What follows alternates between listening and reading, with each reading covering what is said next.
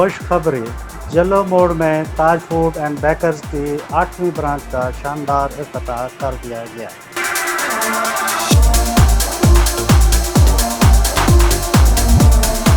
अरसा 11 साल से ताज फूड एंड बेकर्स आपकी खिदमत के लिए पेश।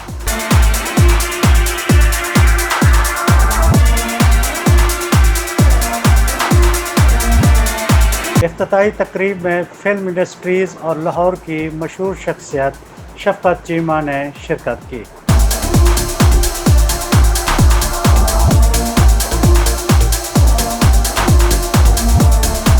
ताज फूड एंड बेकर्स का इफ्तिताह मोहम्मद सज्जाद ने अपने हाथ से किया।